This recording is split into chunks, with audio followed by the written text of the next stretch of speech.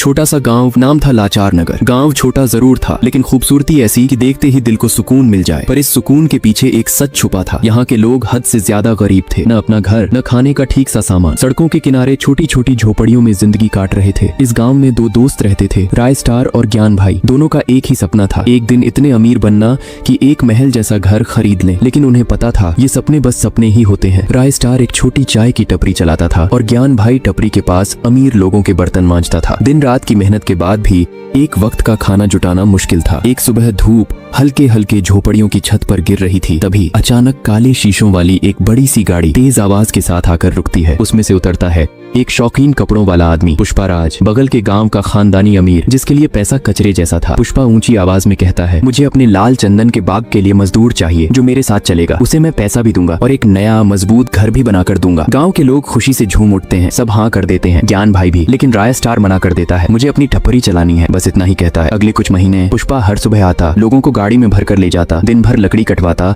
और शाम को छोड़ जाता। और फिर एक दिन सच में उसने अपना वादा निभा दिया। झोपड़ियों की जगह बड़े बड़े मकान बन गए। गांव में पैसा, सुख शांति सब आ गई। बस एक घर पुराना ही रहा, राय स्टार का। लोग उसका मजाक उड़ाने लगे, यहाँ तक कि उसके अपने भाई ने भी मुंह फेर लिया। फिर एक दिन सुबह पुष्पा के आदमी आए। गाँव वाले ज्ञान भाई समेत सब गाड़ी में बैठे और चंदन के बाग चले गए। शाम को जब लौटे, ज्ञान भाई साथ नहीं था। राय स्टार ने पूछा तो सब चुप हो गए। कुछ लोग तो उसका नाम सुनते ही राय स्टार को धक्का देकर भगा देते हैं। दिल में एक शक था, कुछ तो हुआ है। अगली सुबह पुष्पा के आदमी वापस आए, लेकिन इस बार साथ में एक लाश थी। वो लाश ज्ञान भाई की थी, जंगल में मरा हुआ मिला। उन्होंने बस इतना कहा। राय स्टार ने भाई का अंतिम संस्कार अकेले ही किया, लेकिन दिल में एक सवाल चलता रहा, भाई की मौत कैसे हुई और गाँव वाले क्या छुपा रहे हैं। उसी रात गाँव नींद में डूबा हुआ था। तभी आसमान से आग जैसी एक रोशनी गिरी और धीरे धीरे एक घर के सामने आकर ठहर गई। उस रोशनी में एक आदमी की परछाई साफ दिखाई दे रही थी। वो एक अजीब सा गीत गाने लगा जिसकी धुन में एक डर छुपा था। घर के अंदर से एक आदमी उठकर बाहर आया और बस एक पल में वो जमीन पर गिर गया बेजान। अगली सुबह लाश उसी पेड़ के पास मिली। राय स्टार भी वहीं था, लेकिन समझ नहीं पा रहा था क्या ये किसी इंसान का काम है या कुछ। क्या आपको भी जानना है आगे क्या होगा? तो लाइक ठोको और कमेंट में लिखो पार्ट 2 चाहिए।